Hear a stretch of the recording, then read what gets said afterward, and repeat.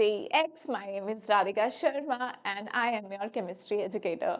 So students, आज फिर से हम एक PYQ सेशन के साथ आ गए हैं and this PYQ session is on chapter classification of elements and periodicity.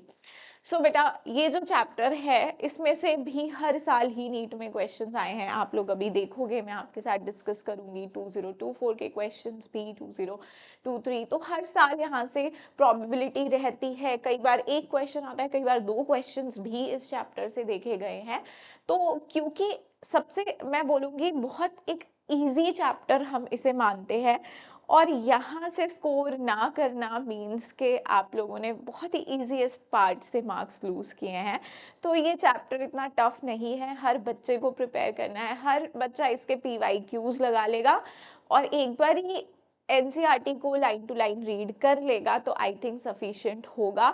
इस चैप्टर में आपको चीज़ें भी इजीली रिटेन रहती हैं, आप ज़्यादा भूलते भी नहीं हो। तो स्टार्ट करते हैं हम लोग अपना आज का PYQ सेशन इसी के साथ। Okay, so first question is, देखो 2024 का ये क्वेश्चन है और आप खुद देखो बेटा कितना इजी क्वेश्चन है, कितना इजी है हम लोग के लिए इस चैप्टर में से मार्क्स स्कोर करना।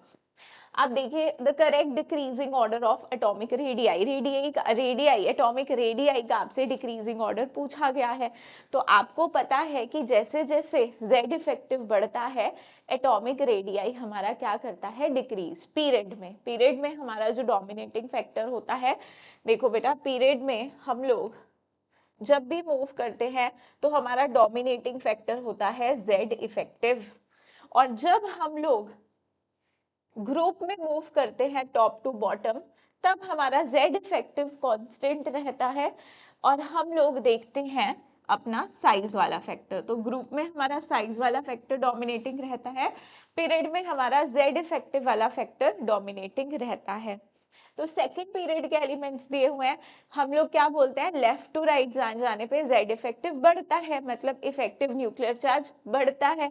अगर इफेक्टिव न्यूक्लियर चार्ज बढ़ेगा बेटा तो न्यूक्लियस अपनी तरफ खींचेगा ना, फिर बाहर के इलेक्ट्रॉन्स को वो थोड़ा अंदर मूव करेंगे तो रेडियस कम होगा, क्योंकि शेल तो ऐड नहीं रह रहा है ना, शेल तो कांस्टेंट रहता है पीरियड में। पीरियड में आप देखोगे शेल नहीं बढ़ता है, बस सेम शेल में इलेक्ट्रॉन्स ऐड होते रहते हैं। अब जेड इफेक्टिव न्यूक्लियर चार्ज बढ़ रहा है तो तुम्हारा एटॉमिक रेडियस क्या करेगा, डिक्रीज करेगा। तो हम बोल सकते हैं जेड इफेक्टिव के इनवर्सली प्रोपोर्शनल है हमारा एटॉमिक रेडियस, क्या हम ऐसा बोल सकते हैं जी? और साइज के डायरेक्टली प्रोपोर्शनल होता है हमारा एटॉमिक रेडियस। चलिए, तो यहाँ पे अगर मैं बोलूं बेटा तो सबसे ज्यादा मेरे पास लिथियम, सेकंड पीरियड है, लिथियम है, बेरिलियम है, फिर बोरोन आता है, कार्बन आता है। तो लिथियम का सबसे ज्यादा होगा, फिर बेरिलियम, फिर बोरोन, फिर कार्बन का सबसे कम एटॉमिक रेडियाई होगा। I think very very simple question. Now next देखो बेटा, मैच करना है हमको, match list one with list two. ये थोड़ा ऊपर नीचे हो गया, लिस्ट वन आप ये लिस्ट वन, ये लिस्ट टू, ठीक है। तो नाइट्रोजन एटम की अगर मैं बात करूं, नाइट्रोजन एटम की अगर मैं बात करूं तो इसमें देखो क्या क्या प्रॉपर्टीज दे रखी हैं, पैरामैग्नेटिक दे रखा है तो नहीं हो सकता भाई। Most reactive element in group 18 में तो ये आता ही नहीं है। Element with highest ionization enthalpy in group 15 में आता है, और ग्रुप 15 में इसकी IE भी सबसे ज्यादा होती है, क्योंकि कैसा है ये, हाफ फिल्ड है। सो हम लोग इसे मैच कर देंगे, हाफ फिल्ड कॉन्फ़िगरेशन है। ऑक्सीजन मॉलिक्यूल पैरामैग्नेटिक है, ये बातें हमें कहाँ पता चलती है, वैसे तो MOT में पता चलती है, बट इस क्वेश्चन को थोड़ा सा मिक्स कर दिया गया है। ऑक्सीजन कैसा होता है आपका, पैरामैग्नेटिक होता है। जिनॉन, अच्छा फ्लोरीन मॉलिक्यूल रह गया ना हमारा। फ्लोरीन देखो बेटा, fluorine is your strongest oxidizing agent, fluorine आपका स्ट्रॉन्गेस्ट ऑक्सीडाइजिंग एजेंट होता है। जिनॉन की अगर हम बात करें तो जिनॉन आपका मोस्ट रिएक्टिव एलिमेंट होता है ग्रुप 18 में, क्योंकि जिनॉन के कंपाउंड्स आप पढ़ते हो, जिनॉन के कंपाउंड्स, जिनॉन ऑक्सीजन के साथ फ्लोरीन के साथ कंपाउंड्स बनाता है। तो हमारा ऑप्शन नंबर कौन सा सही होगा बताओ? हमने फर्स्ट मैच किया है फोर्थ के साथ, नहीं फर्स्ट हमने थर्ड के साथ मैच किया, तो देखो देखो कहाँ है फर्स्ट, ये थर्ड के साथ, एक जगह ये है। अच्छा, बी हमने किसके साथ मैच किया है, फोर्थ के साथ। हाँ, तो फोर्थ ऑप्शन करेक्ट हो गया, ए थर्ड के साथ, बी फोर्थ के साथ, सी वाला हमारा मैच हुआ है फर्स्ट के साथ, यस, एंड डी वाला सेकंड के साथ। तो एक बार इस क्वेश्चन को आप देख सकते हो। नेक्स्ट क्वेश्चन देखो, arrange the following elements in increasing order of electronegativity. तो इलेक्ट्रोनेगेटिविटी के बारे में हमने क्या पढ़ा है भाई? इलेक्ट्रोनेगेटिविटी, आप जैसे जैसे लेफ्ट टू राइट मूव करते हो, इलेक्ट्रोनेगेटिविटी क्या करती है? इंक्रीज करती है। अच्छा, इलेक्ट्रोनेगेटिविटी होती क्या है? Electronegativity is the tendency to attract shared pair of electrons towards itself, है ना? शेयर्ड पेयर ऑफ इलेक्ट्रॉन्स को जो अपनी तरफ अच्छे से खींच पाए, उसी को हम लोग क्या बोलते हैं? इलेक्ट्रोनेगेटिविटी बोलते हैं। अब जिसका जेड इफेक्टिव ज्यादा होगा, इफेक्टिव न्यूक्लियर चार्ज जहां पर ज्यादा होगा, क्योंकि भाई अपनी तरफ शेयर्ड पेयर ऑफ इलेक्ट्रॉन्स को खींचना है। इलेक्ट्रॉन्स कैसे है? नेगेटिव है चार्ज उनका, तो अगर हमारे पास इफेक्टिव न्यूक्लियर चार्ज न्यूक्लियस का ज्यादा होगा तो वो ज्यादा अट्रैक्ट कर पाएगा इलेक्ट्रॉन्स को अपनी तरफ। तो जैसे जैसे हम लेफ्ट टू राइट मूव करते हैं, हमारा इफेक्टिव न्यूक्लियर चार्ज क्या करता है? इंक्रीज करता है। तो हमारी इलेक्ट्रोनेगेटिविटी भी क्या करेगी? एक तरह से इंक्रीज करेगी। और हमें पता है कि फ्लोरीन की तो सबसे ज्यादा हाईएस्ट इलेक्ट्रोनेगेटिविटी होती है ना? पूरे पीरियोडिक टेबल में पॉलिंग स्केल में आपको वैल्यूज लिखवाई हैं, फ्लोरीन की 4 होती है, बाकी सबकी उससे कम होती है। तो फोन की सबसे ज्यादा फ्लोरीन, फिर ऑक्सीजन, फिर नाइट्रोजन। तो यहाँ से ही तुम्हारा देखो, ये सिलिकॉन वाला तो तुमने वैसे ही एलिमिनेट कर दिया ना, क्योंकि सिलिकॉन फ्लोरीन तो obviously fluorine will have the is the most electronegative element. उसके बाद यू नो ऑक्सीजन, फोन करके हम याद रखते हैं, देन नाइट्रोजन। यहाँ पे देखो सेकंड ऑप्शन में नाइट्रोजन पहले कर दिया ऑक्सीजन से, तो दैट मीन्स कि आपका जो ऑप्शन नंबर 1 है वही सही होगा। पहले fluorine, oxygen, nitrogen, then carbon, और फिर उसके बाद सिलिकॉन। अब कार्बन के बाद आएगा ना सिलिकॉन। सेम ग्रुप के मेंबर्स हैं तो down the group size increase करता है, तो इलेक्ट्रोनेगेटिविटी हमारी कैसी करती है? डिक्रीज करती है। सो इलेक्ट्रोनेगेटिविटी का ट्रेंड हो गया। उसके बाद क्वेश्चन आया था हमें, arrange the following elements in increasing order of first ionization enthalpy. देखो आयनाइजेशन एंथैल्पी पे बेटा हर साल क्वेश्चन पूछा जाता है मोस्टली, मतलब मैंने हर पेपर में देखा है कि आयनाइजेशन एंथैल्पी से तो सवाल आता ही आता है। आई थिंक ये फिर से अगले ईयर्स आगे आगे आगे हम देखेंगे, जैसे PYQs को, तो उनमें भी पूछा गया है, हर साल पूछा गया है। तो इसको मैं आपको एक बार बहुत अच्छे से एक्सप्लेन कर देती हूँ ताकि आपको रिवाइज हो जाए, और जब भी आपको ये क्वेश्चन आए आयनाइजेशन एनर्जी का लगाने में, आप मिस्टेक ना करो। तो देखो एक बारी, सबसे ज्यादा ना बेटा हमसे सबसे ज्यादा जब IE का सवाल आता है, सबसे ज्यादा सेकंड पीरियड पे ही आता है। सेकंड पीरियड की आयनाइजेशन एंथैल्पी हमसे पूछी जाती है। तो मैं आपको एक बार समझा देती हूँ। सेकंड पीरियड के एलिमेंट्स लिख के, लिथियम है हमारे पास, बेरिलियम है, बोरोन है, कार्बन है, नाइट्रोजन है, ऑक्सीजन है, फ्लोरीन है, नियॉन है। ये सारे कैसे हैं? अपने पास सेकंड पीरियड के एलिमेंट्स हैं। अब अगर मैं आपसे बात करूं कि आयनाइजेशन एनर्जी का जनरल ट्रेंड कैसा होना चाहिए, तो आयनाइजेशन एनर्जी क्या होती है? The energy required, the minimum energy required to knock out electrons from the outermost shell of a gaseous isolated element atom। अगर आपका बॉन्डेड एटम है तो पहले उसको तोड़ने में एनर्जी देनी पड़ेगी, वो आई में हम काउंट नहीं करते। एक आइसोलेटेड एटम होना चाहिए, अकेला होना चाहिए, और अपनी गैसियस स्टेट में होना चाहिए। अगर किसी और स्टेट में हुआ, सॉलिड में हुआ, तो पहले तो सब्लिमेशन एनर्जी देनी पड़ेगी उसे गैसियस में लाने के लिए, तो वो एनर्जी काउंट हो जाएगी। हम वो काउंट कर रहे हैं एनर्जी, हम बोल रहे हैं हमारे पास पहले से एक आइसोलेटेड गैसियस एटम था, उसमें से अब जितनी भी हमें एनर्जी लगी है आउटर मोस्ट इलेक्ट्रॉन निकालने में, उसको हम आयनाइजेशन एनर्जी का नाम देते हैं।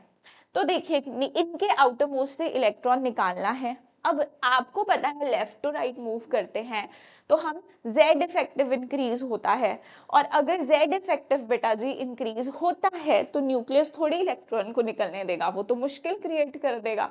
तो लेफ्ट टू राइट जाने पे आपकी IE भी बढ़ती है। तो जनरल ट्रेंड तो ये है कि ionization energy is directly proportional to Z effect.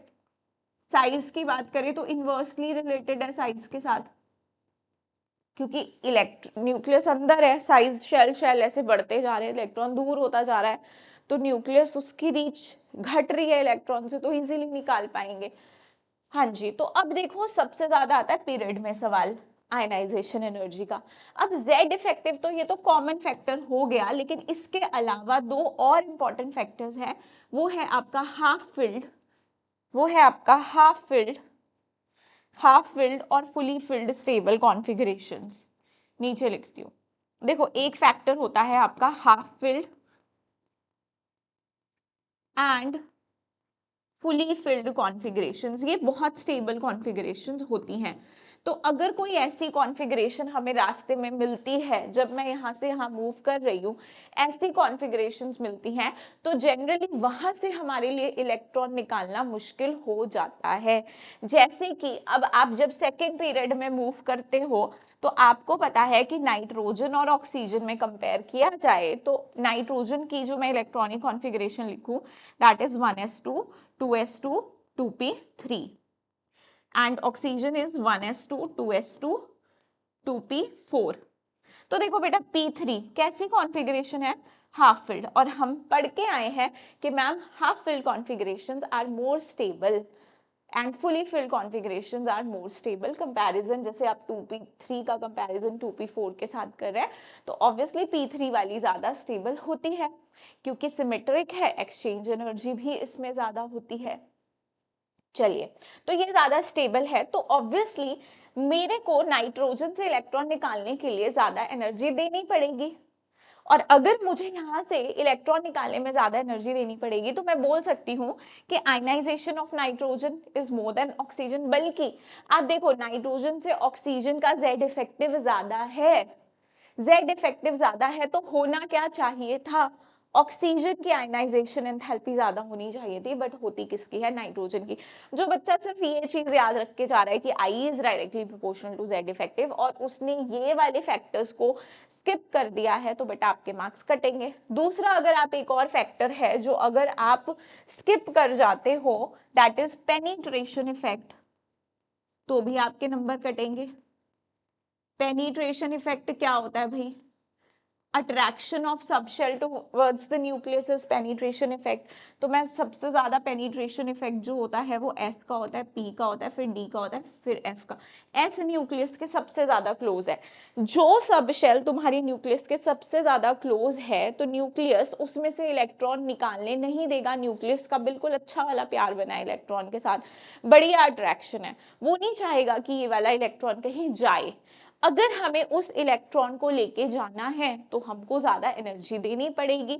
तो यहाँ पे पेनिट्रेशन इफेक्ट भी देखो ना, आप ऐसे नहीं लगा सकते हो, किसी भी जगह आपने पेनिट्रेशन इफेक्ट नहीं लगाना है। कहाँ लगा सकते हैं, जैसे मैं आपको बेरिलियम बोरोन का एग्जाम्पल देके समझाती हूँ। बेरिलियम बोरोन क्या है, ये 1s2 2s2, ये क्या है 1s2 2s2 2p1। तो आप अगल बगल के एलिमेंट्स में लगाओगे, आप 2s का कंपैरिजन 2p से कर सकते हो। यहाँ पे एटलीस्ट आपका, आप s का कंपैरिजन s के साथ तो नहीं कर सकते क्योंकि s का पेनिट्रेशन p के कंपैरेटिवली ज्यादा है। हमारा n सेम होना चाहिए, आप 2s का कंपैरिजन 2p के साथ कर रहे हो, ठीक है। आप ये नहीं कर सकते हो कि आप इसका कंपैरिजन आप बहुत आगे वाले एलिमेंट के साथ 3p के साथ करने लगे, 2s2 का कंपैरिजन 3p1 के साथ करने लगे। नहीं, आपके पास जो n वैल्यू है दैट मस्ट बी सेम अगर आप कंपैरिजन कर रहे हो, और आप सिर्फ अगल बगल एलिमेंट्स में कंपैरिजन करते हो। यहाँ भी जब आप हाफ फिल्ड कॉन्फ़िगरेशन का कंपैरिजन कर रहे थे तो सिर्फ अगल बगल के एलिमेंट्स में कर रहे थे। ये नहीं है कि आप अपनी मर्जी से 2 प्लेसेस आगे चले जाएं, हमें सिर्फ एक एक जो बगल वाला होगा उसके साथ कंपैरिजन करना है। तो अगर मैं आपको बोलूं कि यहाँ पर मेरा आयनाइजेशन एनर्जी का ट्रेंड क्या होगा, तो बेटा आपको 2 जगह सोचना पड़ेगा।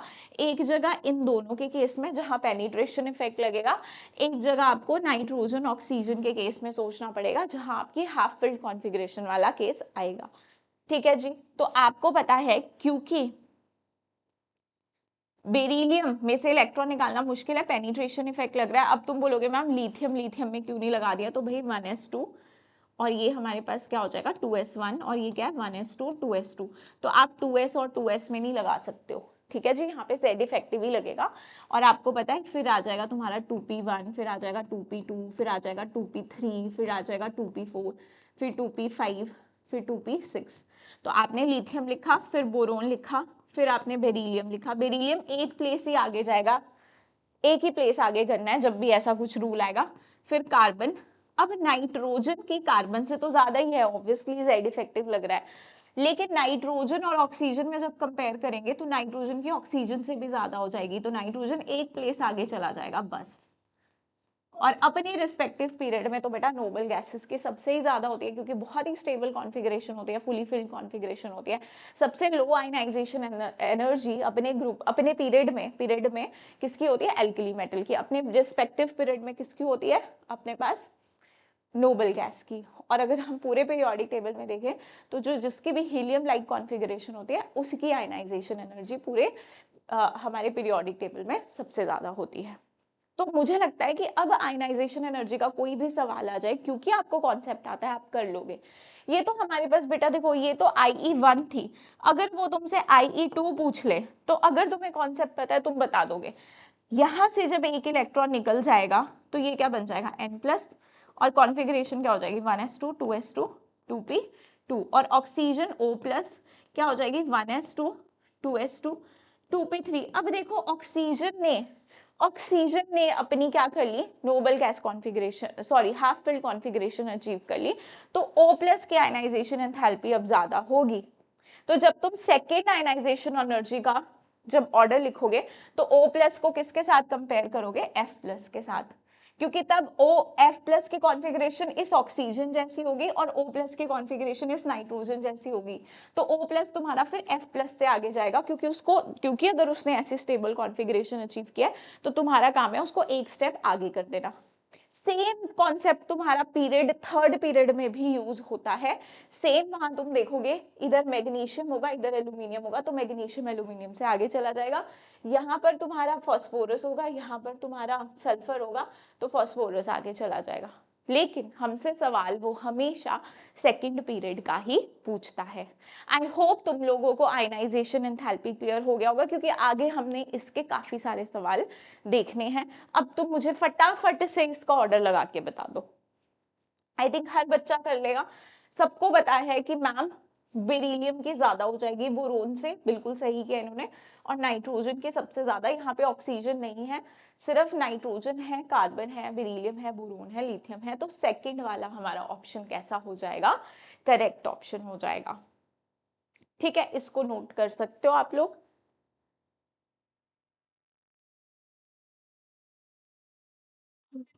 Question, which of the following is correctly matched?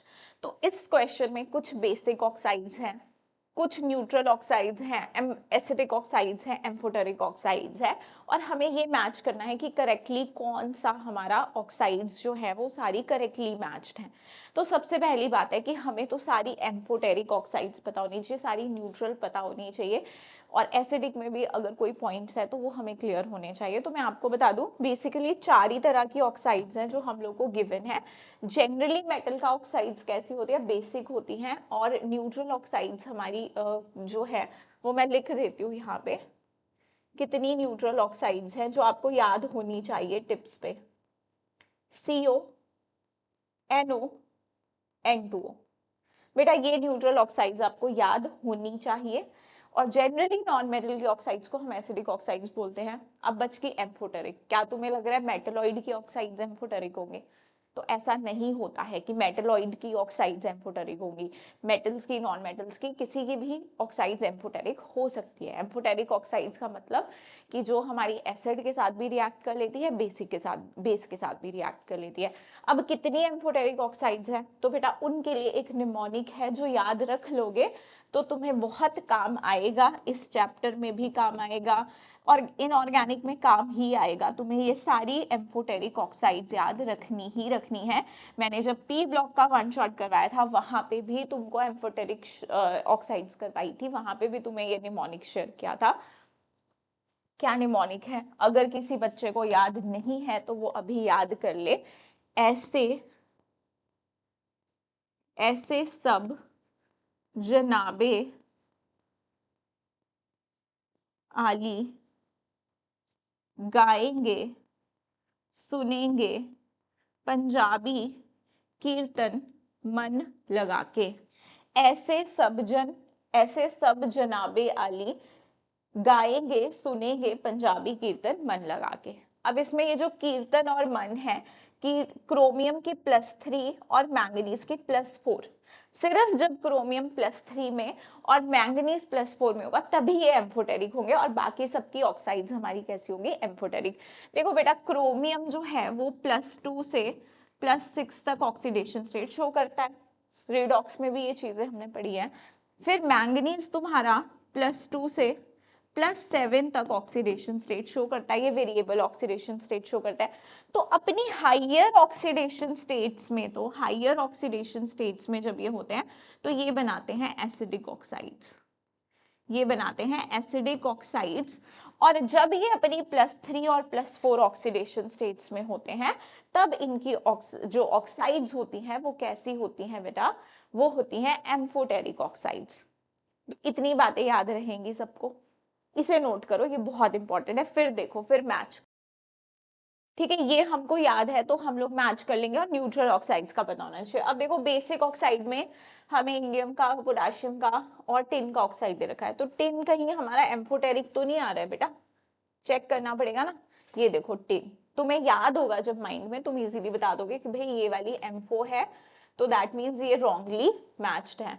Neutral में CO, NO2, N2O, भाई NO2 तो मैंने कहीं नहीं लिखा है, उसने जानबूझ के देखो NO2 लिखा है कि NO वाली ऑक्साइड्स, कुछ किसी ने ऐसे रट्टा मारा हो कि NO वाली ऑक्साइड्स जो होंगी एम्फोटेरिक होंगी, तो वो गलत कर देगा इसे, जबकि NO में सिर्फ NO और N2O ही है, NO2 तो एसिडिक होती है, तो यहाँ पे ये वाली ऑक्साइड तुम्हारी न्यूट्रल नहीं है, तो ये भी नहीं है करेक्टली मैच्ड। फिर एसिडिक ऑक्साइड्स पूछिए, तो मैंगनीज का जरा ऑक्सीडेशन नंबर निकाल लो, यहाँ पे आएगा +7, तो ये +7 में है, और ये तुम्हारा +6 में है, ये अपनी हाइयर ऑक्सीडेशन स्टेट्स में है, तो ये एसिडिक, और सल्फर की ऑक्साइड तो है ही एसिडिक, तो ये हमारा करेक्टली मैच्ड है। एक बार एम्फोटेरिक देख लो, बेरिलियम का, ठीक है, हाँ जी, गैलियम भी बना देगा अपना, ये देखो, ये GeO जर्मेनियम का, ये तो हमने कहीं नहीं लिखा कि Ge का ऑक्साइड एम्फोटेरिक होता है, तो ये भी रॉन्गली मैच था, तो दैट मीन्स ये C ऑप्शन करेक्ट था आपका। ठीक है, आपको इस तरह से रूल आउट करके आपको जो ऑप्शन होगा वो आपका करेक्ट ऑप्शन मिल जाएगा। Next, the correct sequence given below containing neutral, acidic, basic and amphoteric oxide, तो NO दी है, ZNO दिया है, CO2 दिया है, CaO दिया है, सबसे पहले बोला है न्यूट्रल बताओ, तो इनमें से बेटा न्यूट्रल कौन सी है, न्यूट्रल तो NO है। अच्छा, एसिडिक बताओ, एसिडिक कौन सी है, ZNO, CO2 और कैल्शियम ऑक्साइड में obviously CO2 is your acidic oxide. उसके बाद तुम्हें बेसिक पूछी है, बेसिक कौन सी होगी, मेटल की, दैट इज कैल्शियम ऑक्साइड। और तुम्हारे पास एम्फोटेरिक कौन सी होगी, एम्फोटेरिक जिंक की होगी ना, ऑब्वियसली जनाबे अली, जिंक ऑक्साइड।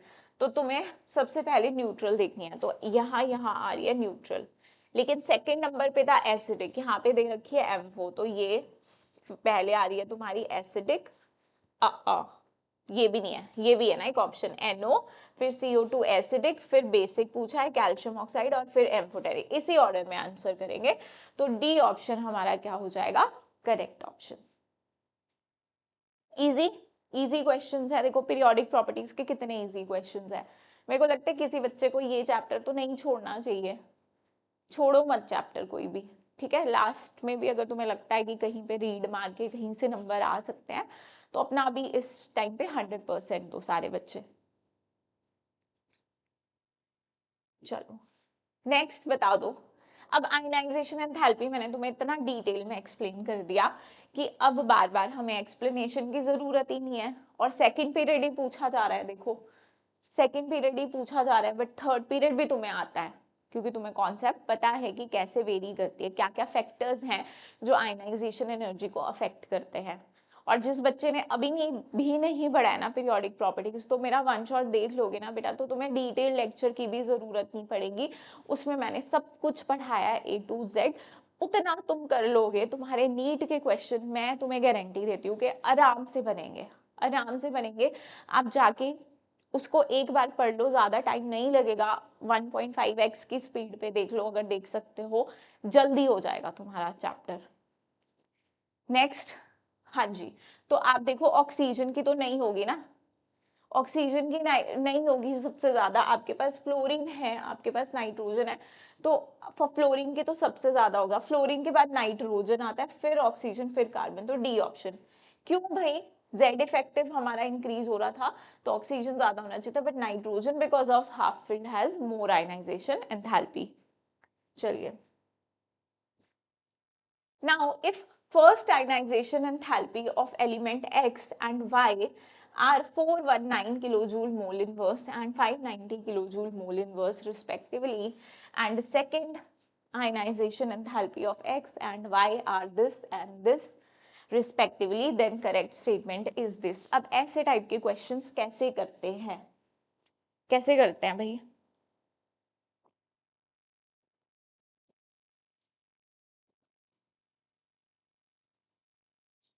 देखो, हमको दे रखा है X, हमको दे रखा है Y, है ना, और दे रखी है इनकी first I and second I. तो फर्स्ट आई की बात करूं अगर मैं एक्स की फर्स्ट आई तुमको दे रखी है 419 और वाई की दे रखी है तुमको 590 किलो जूल। उसके बाद आपको सेकेंड आई दे रखी है, मतलब फर्स्ट आई का मतलब पहले एक इलेक्ट्रॉन निकाला, दूसरी आई का मतलब उससे नेक्स्ट वाला इलेक्ट्रॉन निकाला। तो एक्स दे रखा है आपको 3069 और y बेटा हमको दे रखा है 1145।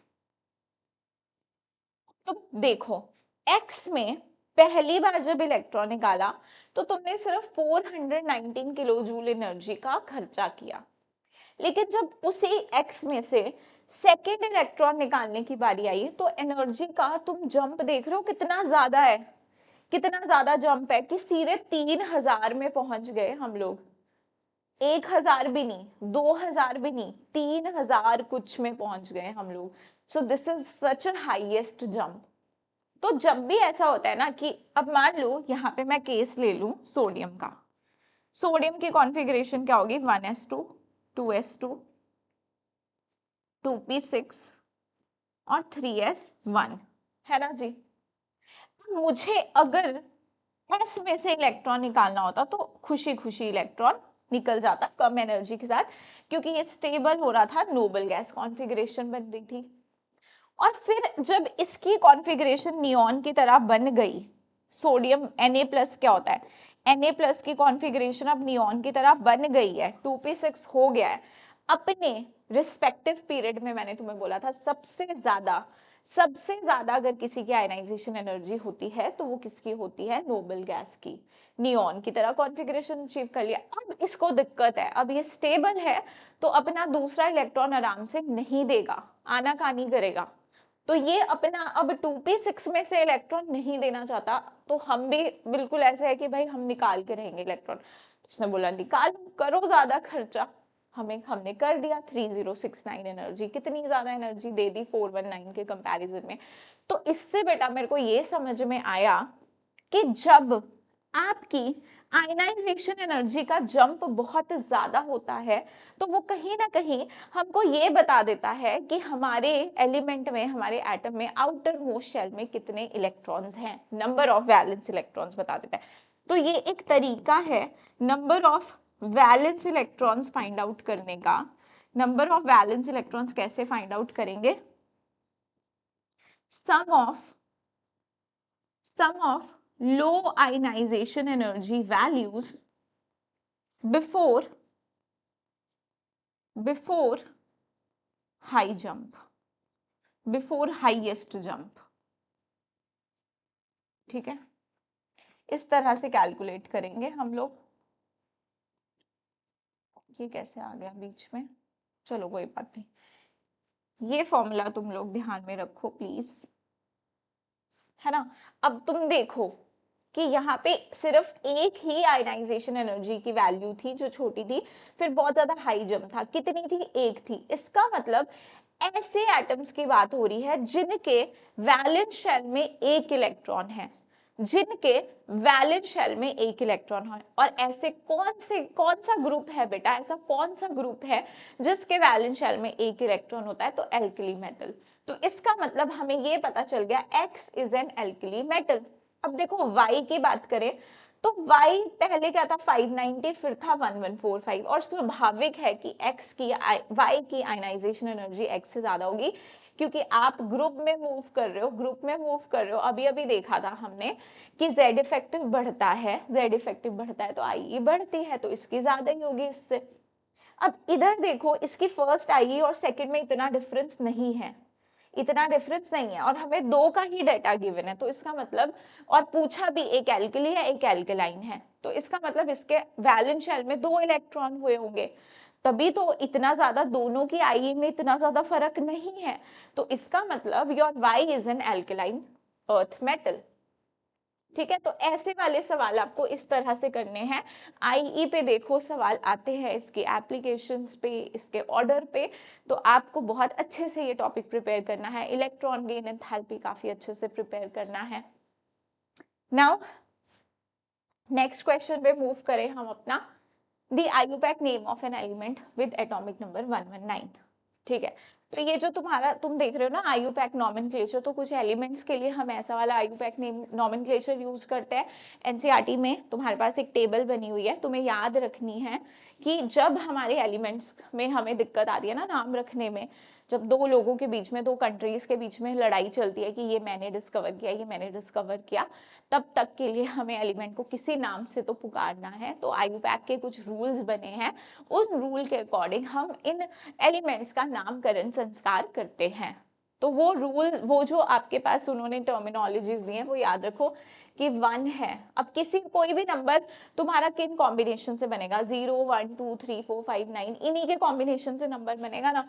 तो उसने बोला कहीं 0 आ रहा है तो उसके लिए यूज कर दो तुम नील 1 आ रहा है तो उसके लिए यूज करो 2 आ रहा है तो उसके लिए यूज करो बाय, 3 आ रहा है तो उसके लिए यूज करो ट्राई, 4 आ रहा है तो उसके लिए यूज करो क्वाड, 5 आ रहा है तो उसके लिए यूज करो पेंट, 6 आ रहा है तो उसके लिए यूज करो हेक्स, 7 आ रहा है तो उसके लिए यूज करो सेप्ट, 8 आ रहा है तो उसके लिए यूज करो ऑक्ट, 9 आ रहा है तो उसके लिए यूज करो एन। यही नंबर के कॉम्बिनेशन से कोई भी नंबर बनेगा ना। तो यहाँ पे 119 दिया है, तो 119, 1 के लिए क्या यूज करते हो 1 के लिए क्या यूज करते हो 9 के लिए क्या यूज करते हो n, और आगे लगा देना ईएम। इसका सरनेम क्या है भाई, ईएम। अन एन ईएम। तो तुम्हारा पहला ही ऑप्शन मैच हो गया। चलिए, from the following pairs of ions which one is not an isoelectronic pair? Isoelectronic, जिनके पास सेम नंबर ऑफ इलेक्ट्रॉन्स होते हैं। तो ऐसे सवाल तो बिल्कुल ही गलत नहीं होंगे हमारे, है ना। तो Na पॉजिटिव और मैग्नीशियम 2 पॉजिटिव में कितने कितने इलेक्ट्रॉन है, दोनों में 10 10 है। सोडियम का एटॉमिक नंबर 11, एक गया बचा 10, मैग्नीशियम 12, दो गए बचे 10। फिर है मैंगनीज और Fe3। मैंगनीज का एटॉमिक नंबर क्या होता है भाई 25, और Fe3 प्लस का क्या होता है, विच वन नॉट बताना है ना हमको। मैंगनीज होता है 25 और हमारा Fe3 पॉजिटिव होता है 26। तो 25 से अगर 2 गए तो कितने बचे 23, और अगर 26 में से 3 गए तो भी बचे 23। तो कैसे हैं इनके पास 23 23 इलेक्ट्रॉन। फिर है Fe2 plus Mn2 plus. Fe2 plus तुम्हारा कितना होता है 26। ठीक है जी। अच्छा सॉरी, मुझे लगा यहाँ पे, हाँ मैंगनीज से इधर बचे 5, इधर बचे 5, हाँ ठीक है। मैंगनीज तुम्हारा 25 होता है ना, 25 होता है। तो तुम्हारे पास यहाँ पे कितने इलेक्ट्रॉन गए, 2 2 इलेक्ट्रॉन गए, तो इसके पास आगे 23। हाँ आइसो इलेक्ट्रॉनिक हुआ ना ये, मैंने क्या बोला, नहीं बोल दिया क्या। ये कितना होता है तुम्हारा 26 होता है, ये होता है 26। Fe होता है 26। अब इसमें से तुम्हारे 3 इलेक्ट्रॉन गए तो ये 23, तो ये भी आइसो इलेक्ट्रॉनिक है। अच्छा हमें बताना है नहीं है। Fe2 प्लस और मैंगनीज 2 प्लस, ऑब्वियस सी बात है इसमें से 2 जाएंगे तो बचेंगे 23। मैंगनीज में से अभी 2 गए, इसमें से 2 गए तो इसके पास कितने बचेंगे, इसमें से अगर 2 गए तो इसके पास 24 बचेंगे। तो इसका मतलब ये वाला पेयर आइसो इलेक्ट्रॉनिक नहीं है। लेकिन हमारा काम तो लास्ट वाले को भी चेक करना है, क्योंकि इसमें कितना ही टाइम लगेगा। O2 नेगेटिव, F नेगेटिव, दोनों के पास कितने, O2 नेगेटिव 2 इलेक्ट्रॉन गेन करेगा, 8 के हो जाएंगे 10, और उसके पास 9 थे, एक गेन किया 10, तो दोनों के पास 10-10। तो इसका मतलब हमारे पास सिर्फ C वाला ऑप्शन जो है वो कोई आइसो इलेक्ट्रॉनिक पेयर नहीं बना रहा है, बाकी सबके पास सेम नंबर ऑफ इलेक्ट्रॉन्स हैं। चलो next, identify the incorrect match. देखो भाई, इस बार तुमको ये दे दिया है, नाम दे दिए हुए हैं, आयुपैक नेम दे दिए हैं, और उनके जो नाम है, जो डिसाइडेड अब नाम हो चुके हैं, जिनसे हम उनको जानते हैं, अभी ये भी यूज हो जाते हैं, ये भी यूज हो जाते हैं। तो तुमको एनसीईआरटी में ना ये प्रॉपर टेबल दी हुई है, ये ऐसे वाले नाम भी लिखे हुए हैं आयुपैक वाले, और उनके जो दूसरे नाम है वो भी लिखे हुए हैं। तो इसका मतलब ये टेबल में आपको जो दूसरे नाम है वो भी याद रहने चाहिए, क्योंकि जनरली हम लोग इन नामों को भूल जाते हैं। ये मेंडेलिवियम, लॉरेंशियम, सेबोर्जियम, डार्मस्टेडियम, ये वाले नाम हम याद नहीं रखते, लेकिन हमें याद रखने चाहिए, रखने चाहिए, क्योंकि आ जाता है ऐसा सा सवाल। देखो आ गया है ना, तो नाम याद होंगे तो तुम इजीली ये क्वेश्चन कर पाओगे, नहीं होंगे तो फिर नहीं कर पाओगे। या निमोनिक्स से तो याद करते हैं ना हम चीजें, तो बस अपने निमोनिक्स से अगर तुम्हें याद है तो फिर तुम इजीली बता दोगे। अब पहले तो मैं इनका एटॉमिक नंबर लिख दूं, एटॉमिक नंबर से हमको नाम याद होता है ना। अनिल, अनियम, nil is for 0, un is for 1, तो ये 101। ये तुम्हारा अनिलट्रियम, तो ये 103। अनिल हेक्सियम, तो ये 106। अनियम, तो ये 111। 101 को बोलते हैं मेंडेलिवियम। अच्छा जी, हाँ जी, मेंडेलिवियम दिया है। अनिलट्रियम मैच कर लेती हूँ मैं, 103 इज लॉरेंशियम ओनली, है ना। ये तो एक्टिनॉइड सीरीज याद होती है तो हमको याद होते हैं ये मेंडेलिवियम और लॉरेंशियम, तो वैसे भी। अनिल हेक्सियम, सिबोर्जियम का ही नाम है तुम्हारा, 106, तो ये याद ही होते हैं, है ना। चलो तो अब हम लोगों को अनियम 11, तो 11 तो इनमें से कोई भी नहीं है, हमें दिया है darmstadtium. No, this is your 11, this is 110। 111 तुम्हारा होता है रोंटेजीनियम, इसको रोजीनियम भी बोल देते हैं, रोंटेजीनियम भी बोल देते हैं, ठीक है, जो बोलने का मन है वो बोलो। तो इसका मतलब देखो मैच कैसे किया है इन्होंने, ए का 1 सही है, बी का 2 सही है, सी का डी का, फिर फोर्थ कैसे मैच करोगे जब ये नाम ही नहीं है। तो इस हमसे इनकरेक्ट मैच पूछा है, इसका मतलब सी ऑप्शन होगा, सी ऑप्शन होगा। Now for the second period elements, the correct increasing order of first ionization। अब ये देखो क्वेश्चन अभी रिपीट पे चल रहा है, अब जल्दी से बता दो मुझे। नियॉन के बाद ठीक है फ्लोरीन है, फ्लोरीन के बाद किसे देखना पसंद करोगे, नाइट्रोजन को। अच्छा इन्होंने ना, हाँ यहाँ पे ऐसे है, नियॉन है फिर फ्लोरीन है, यहाँ पे नियॉन है कार्बन, ये तो हो ही नहीं सकता।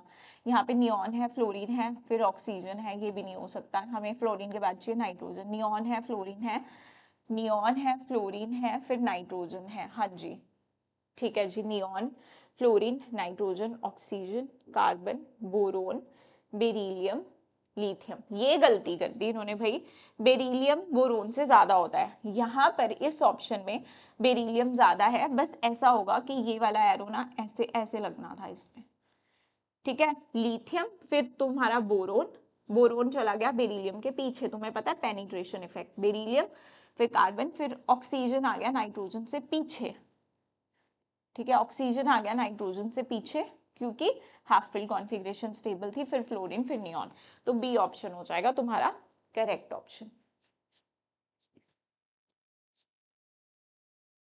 अगला वाला, the element Z is 114 has been discovered recently, it will belong to which of the following group or electronic configuration। अब तुमने पता नहीं बहुत सारी चीजें इसको करने की पढ़ रखी होंगी, लेकिन जब मैं ये चैप्टर पढ़ाती हूँ तो मैं सिंपली तुमको ये बोलती हूँ, वैसे तो तुम इलेक्ट्रॉनिक कॉन्फ़िगरेशन देख के भी पहचान लोगे क्योंकि तुम्हें इलेक्ट्रॉनिक कॉन्फ़िगरेशन यहाँ पे दे रखी है, but what if electronic configuration is not given, ठीक है। अब तुम यहाँ पे भी देखो, अगर तुम्हें इलेक्ट्रॉनिक कॉन्फ़िगरेशन भी गिवन है तो पहले तुम सारी इलेक्ट्रॉनिक कॉन्फ़िगरेशन लिखने लगोगे 114 की, फिर पहचानोगे तुम वैसे तो गिवन ही है, काउंट ही करने हैं तुमको, लेकिन उसमें भी टाइम लगेगा। उससे भी तुम्हें शॉर्ट ट्रिक अगर मैं बता दूं ऐसे क्वेश्चन को करने की, तो जब भी तुम्हें ऐसा कोई एटॉमिक नंबर दिया हो, ऐसा कोई एटॉमिक नंबर दिया हो जैसे 114, तो तुम देखो क्या हमारा एटॉमिक नंबर 104 से लेके 118 के बीच में तो नहीं आ रहा है। जब जब हमारा एटॉमिक नंबर 104 और 118 के बीच में आएगा, तो जो लास्ट टू डिजिट्स होते हैं, लास्ट टू डिजिट्स होते हैं, वही उसका ग्रुप नंबर होता है। Group number is equal to last two digits of atomic number. तो देखो भाई, लास्ट टू डिजिट्स 114 के क्या है 14, तो इसका मतलब इसका ग्रुप भी क्या होगा 14 ग्रुप होगा। 14 ग्रुप, हाँ जी, 14th ग्रुप में कौन सी फैमिली आती है, कार्बन फैमिली। हाँ जी, तो ये होगा इसका ऑप्शन, कार्बन फैमिली। ठीक है, बाकी तुम ऐसे कर सकते हो कि रेडॉन की तुम्हें एटॉमिक नंबर पता है, फिर बाकी सारे काउंट किए, इस तरह से कर लिया तो 114 आ गया, तो वो भी कर सकते हो क्योंकि कॉन्फ़िगरेशन दी है। बट अगर कॉन्फ़िगरेशन ना दी हो तो this is the most simplest method.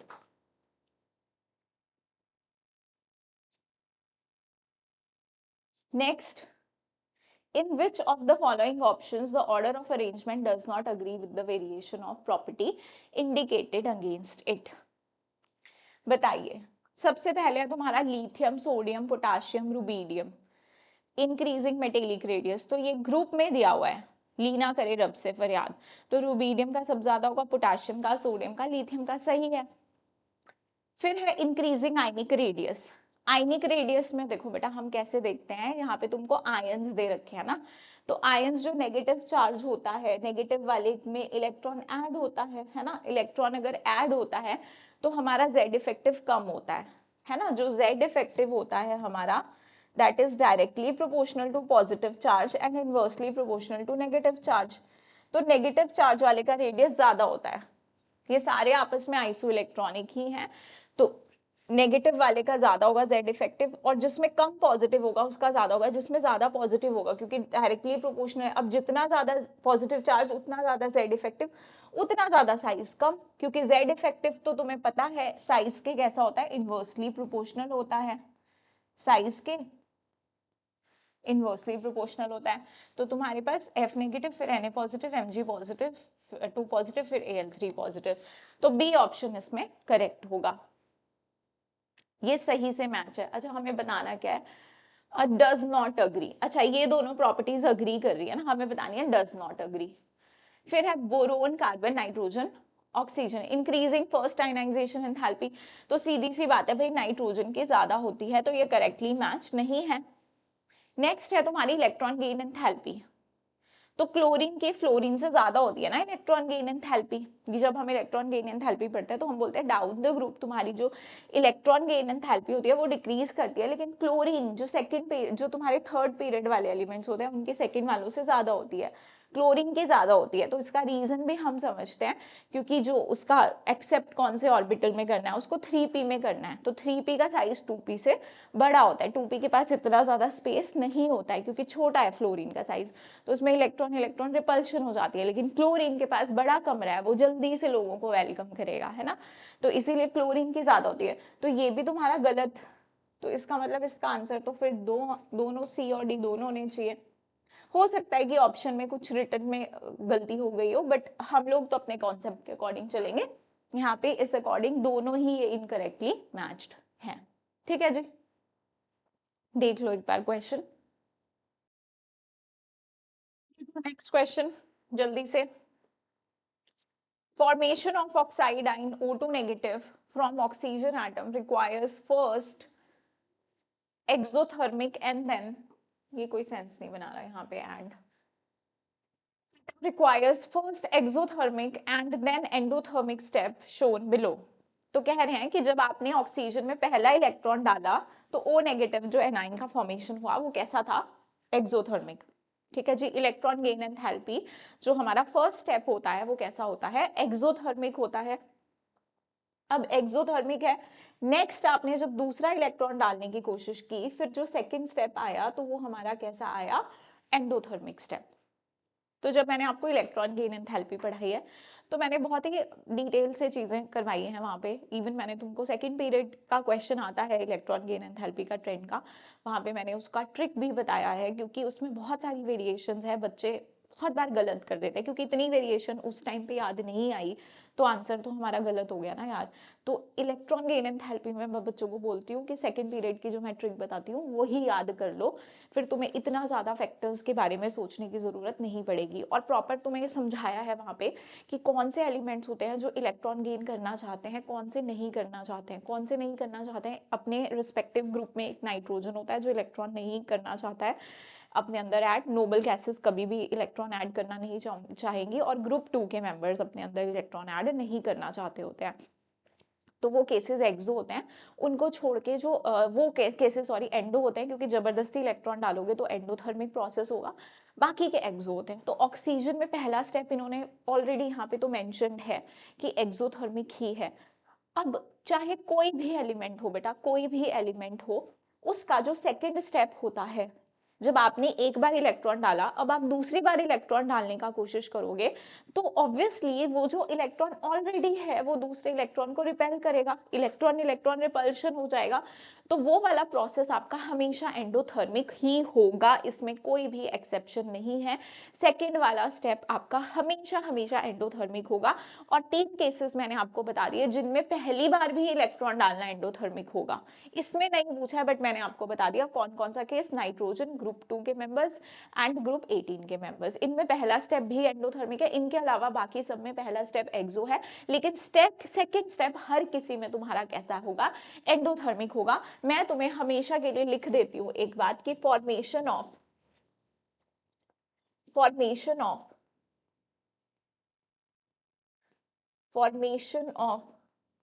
polynegative anion is endothermic process.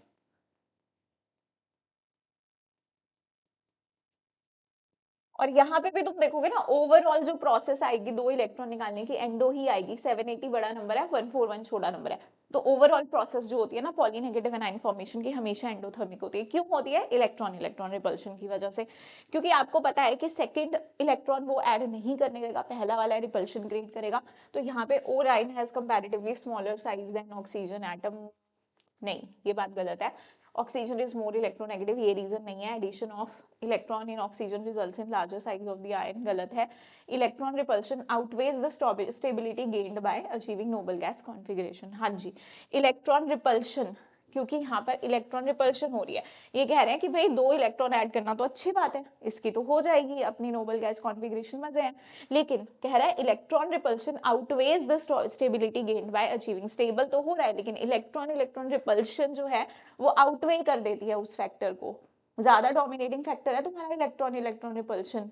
चाहे तुम्हारी कोई भी कॉन्फिगरेशन बन रही हो, लेकिन इलेक्ट्रॉन ऐड करना तो तुम्हारा एंडोथर्मिक ही होता है सेकेंड स्टेप पे। तो second this D option is the correct option here. तो याद रखना मेरा, मैंने तुम्हें रीजन बताया है क्यों ये स्टेप एंडो होता है। अगला देखो, number of D electrons in is not equal to the number of electrons. The number of d electrons in Fe2 positive is not equal to the number of electrons in which of the following. सब में एक एक करके check करेंगे किस में equal नहीं है। जितने Fe2 प्लस में d में इलेक्ट्रॉन्स है सब में भाई उतने होने चाहिए। तो देखो Fe2 प्लस में देख लो, सबसे पहले एटॉमिक नंबर भी दिया है 26, और इसकी मैंने तुम्हें आसानी से कॉन्फ़िगरेशन लिखना कैसे सिखाई है, क्रोमियम और कॉपर को छोड़ के, कि पिछले वाले नंबर को भेजो डी में, अगले वाले नंबर को भेजो एस में। ये सबसे ही आसान मेथड है कॉन्फ़िगरेशन लिखने का। अब कॉन्फ़िगरेशन लिख दी, आयन है तो इसका मतलब 4s से चले जाएंगे इलेक्ट्रॉन, 4s से इलेक्ट्रॉन आउटर मोस्ट शेल से जाते हैं ना, 4 है आउटर मोस्ट, ठीक है। चाहे तुम भरो पहले इलेक्ट्रॉन्स 4s में, लेकिन जो आउटर मोस्ट शेल होता है उसमें से इलेक्ट्रॉन निकाले जाते हैं। तो डी में कितने आ गए? 6 आ गए। अगर इस स्टेप में तुमने गलती कर दी तो बी के Fe2 प्लस, अच्छा बचे 24 और फिर कॉन्फ़िगरेशन लिख रहे हो और डी के तुम सही इलेक्ट्रॉन काउंट नहीं कर पाए तो फिर मैच भी सही कहाँ से करोगे भाई। आयन के कॉन्फ़िगरेशन का सही तरीका यही है कि आप पहले न्यूट्रल एटम की कॉन्फ़िगरेशन लिखो, फिर जो आउटर वाली शेल है उसमें से इलेक्ट्रॉन्स निकालो।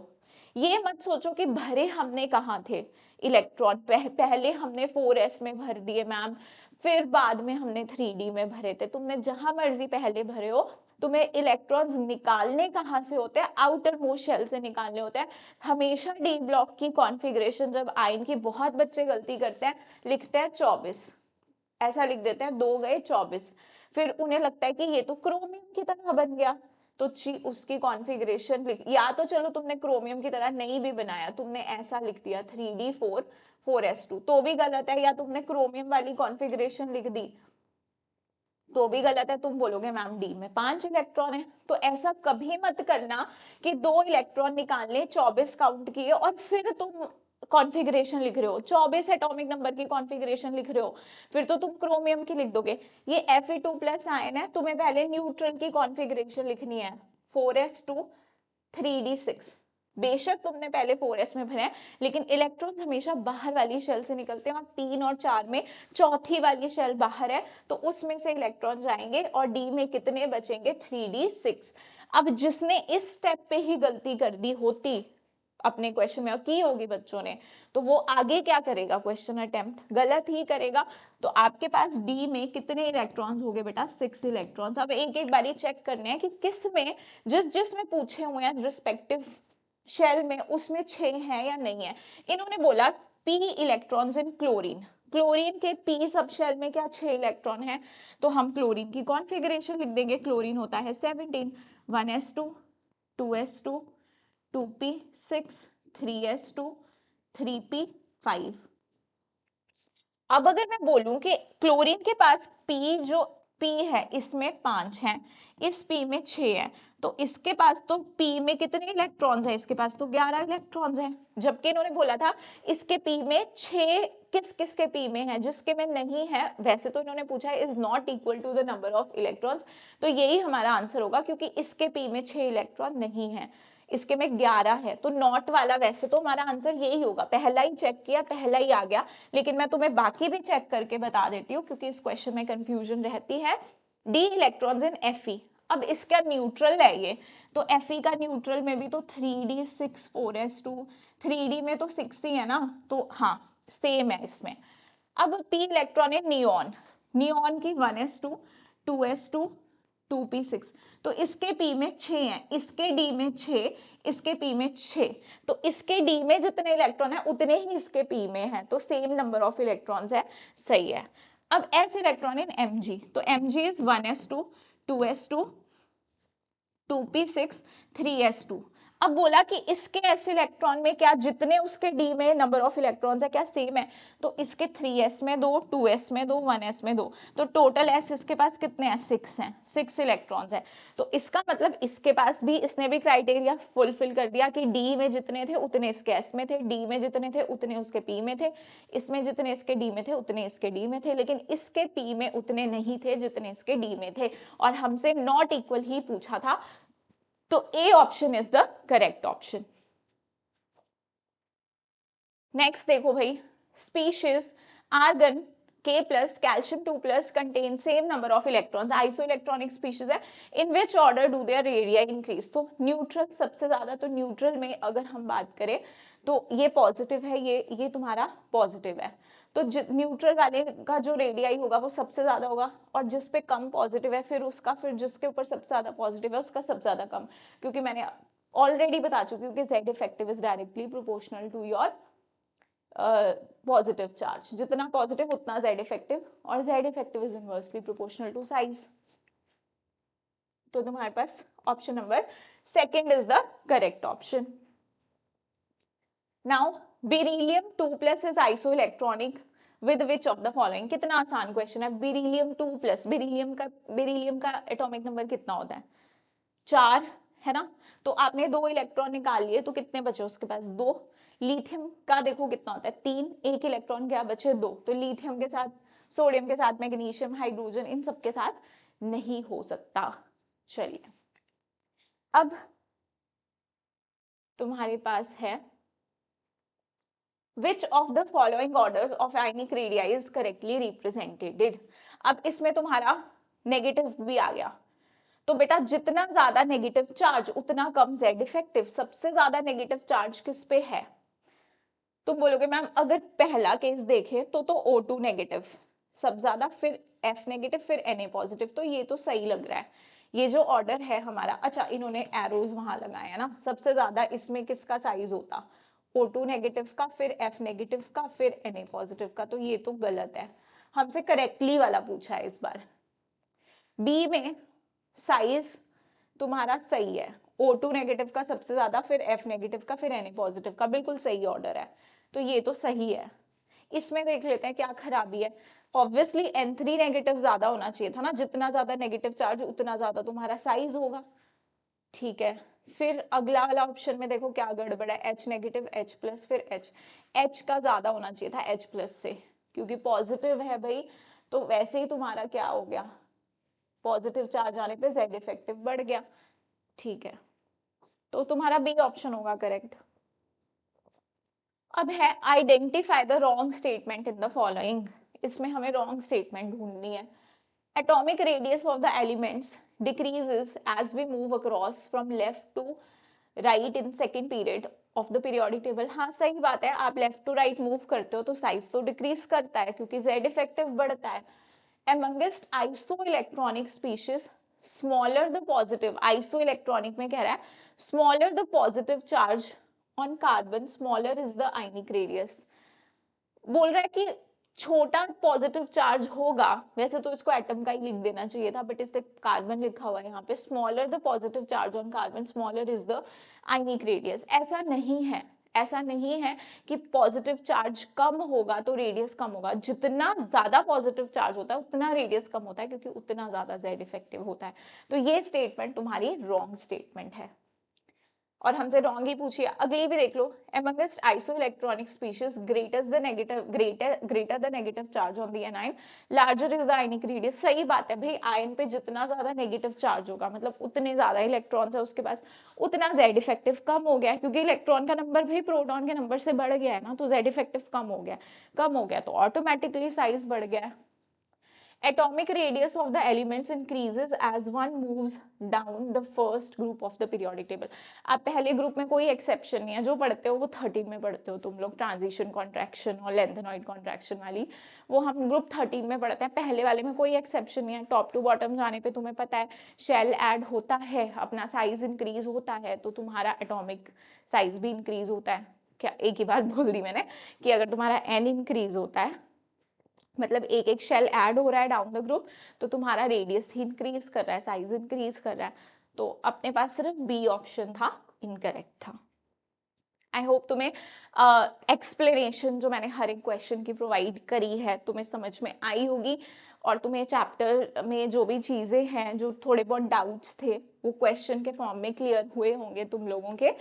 और आज के सेशन के लिए इतना ही हम लोग का जो PYQs थे डिस्कशन के लिए। अब ये सेशन मैं ओवर कर रही हूँ, बट तुम्हारी साइड से अभी प्रैक्टिस और करनी है। मैंने पहले ही बोला इजी चैप्टर है, मैं नहीं चाहती कोई भी बच्चा अपने मार्क्स लूज करे, तो जम के प्रैक्टिस करना है सब लोगों को। Thank you so much for watching my sessions.